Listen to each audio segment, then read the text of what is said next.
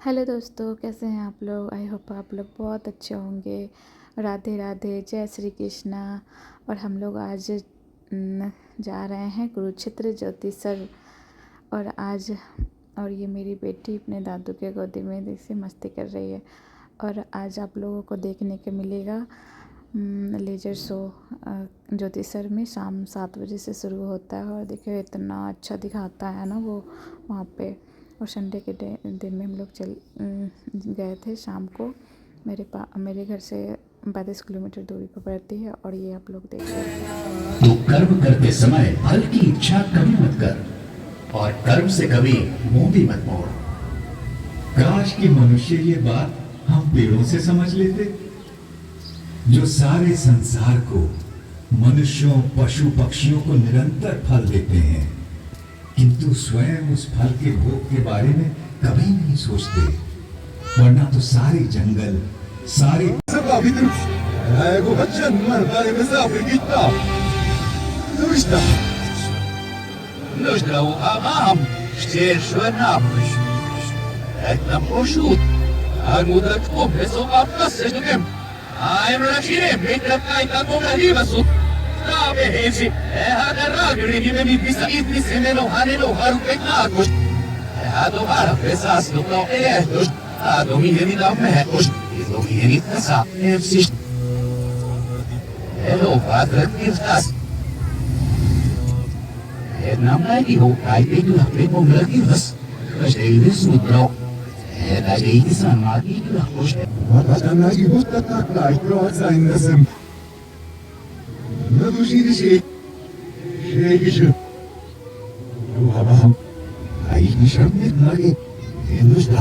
कोई ऐसी देवी देवता, भगवान, गंधर्व, यक्ष, अप्सरा ना थे जो उनमें विद्यमान ना हो।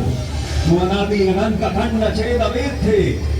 सहस्त्रों सूर्यों का तेज उनमें दमक रहा था। और एक गोल घूमती गूंजती वाणी दशों दिशाओं से गुंजायमान थी।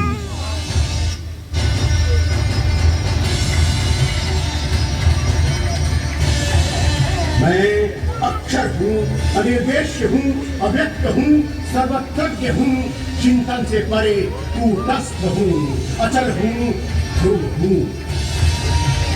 मैं ही भूतों के भीतर स्थित आत्मा, उनका निजित्व, उनका अपनापन हूँ।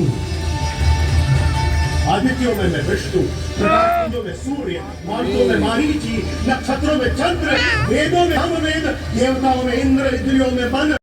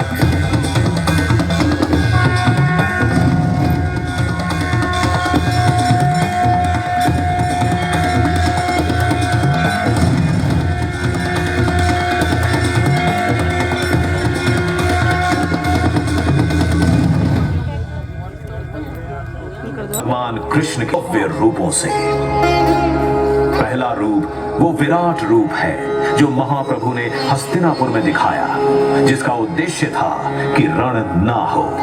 और दूसरा रूप वो विश्व रूप है जो अर्जुन ने देखा रणभूमि में, जिसका आशय था कि धर्म युद्ध हो।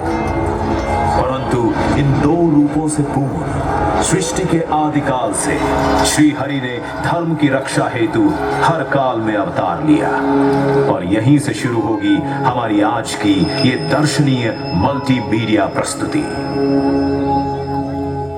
सृष्टि के पहले ना आकाश था, न पाताल, न प्रकाश था, न अंधकार, न जल था, न वायु, कुछ भी नहीं था। बस था हिरण्यगर्भ ही केवल, जो सभी प्राणियों का प्रकट स्वामी महान था। वही धारण करता था पृथ्वी और अंतरिक्ष।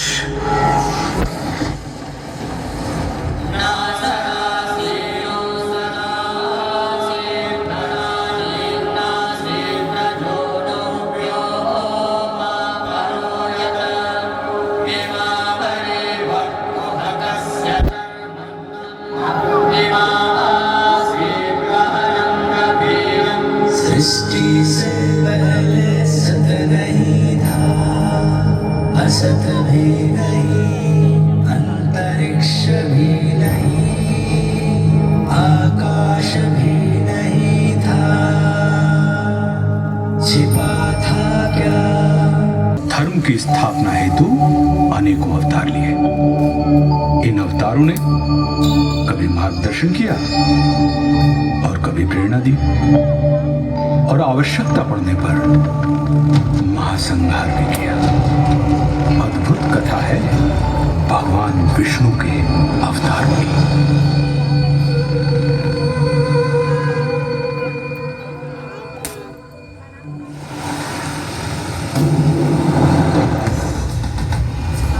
मत्स्य रूप में नौका से जीवन को पार लगाया। मंथन हेतु मेरु साधा कूर्म का रूप बनाया।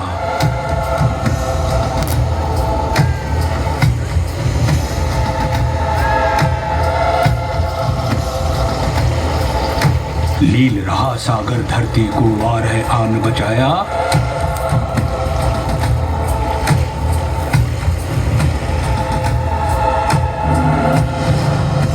और हिरण्यकश्यप को नियति तक नरसिंह ने पहुंचाया।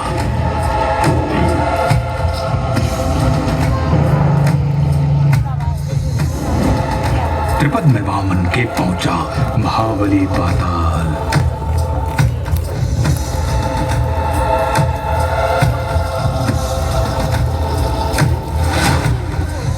अहंकार शक्तियों का भूला परशुराम बने काल।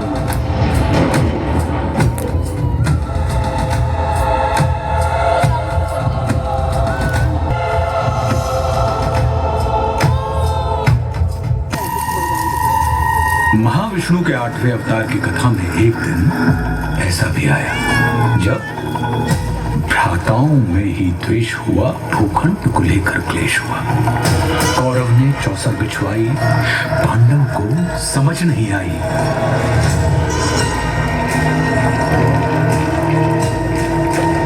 द्यूत हुआ, पाखंड हुआ, निर्लज्जता नृत्य प्रचंड हुआ, सीमाएं तोड़वाई गई, पांचाली सभा में लाई गई। अपमान हुआ जो नारी का, वो पूरे कुल पर भारी था।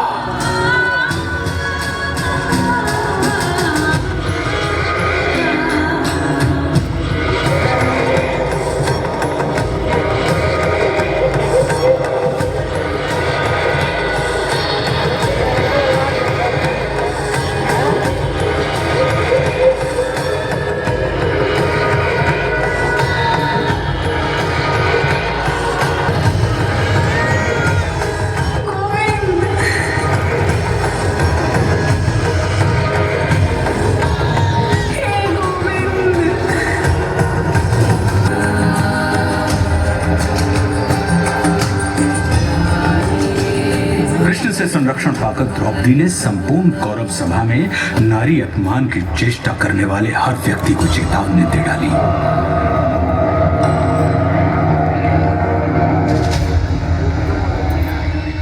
धरा पे हो बैठे धराधिपति, वो धरा ध्वंस धूमिल थई जाएगी। दिखेंगे मृतक ही मृतक उस तरफ जिस तरफ होंगी विधवा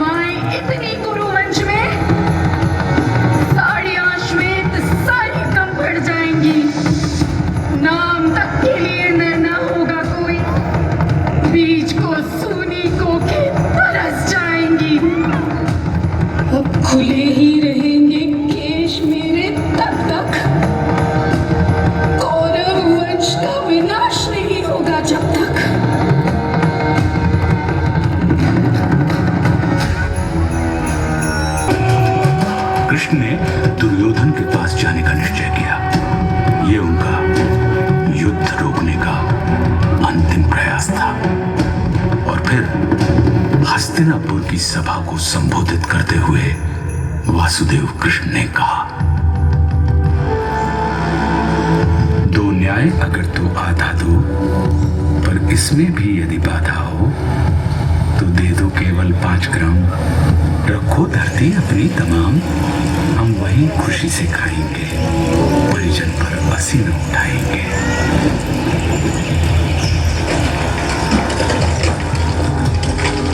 नाश मनुज पर छाता है, पहले विवेक मर जाता है।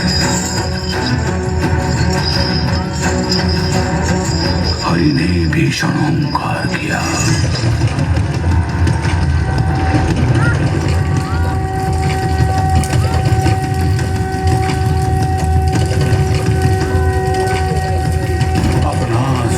विस्तार किया। ढकमक ढकमक दिग्गज डोले, भगवान कुपित होकर बोले, जंजीर बढ़ाकर बांध मुझे, आहा दुर्योधन बांध मुझे। यह देख गगन मुझ में लय है, यह देख पवन मुझ में लय है, आहा दुर्योधन बांध ले। भूलोक अतल पाताल देख, गत और अनागत काल देख, अंबर में कुंतल चाल देख, पद के नीचे पाताल देख, मुट्ठी में तीनों काल देख, मेरा स्वरूप विकराल देख। सब जन्म मुझी से पाते हैं, फिर लौट मुझी में आते हैं। बांधने मुझे तू आया है, जंजीर बड़ी क्या लाया है। यदि मुझे बांधना चाहे मन, तो पहले बांध अनंत गगन। सूने को साध न सकता है, वह मुझे बांध कब सकता है।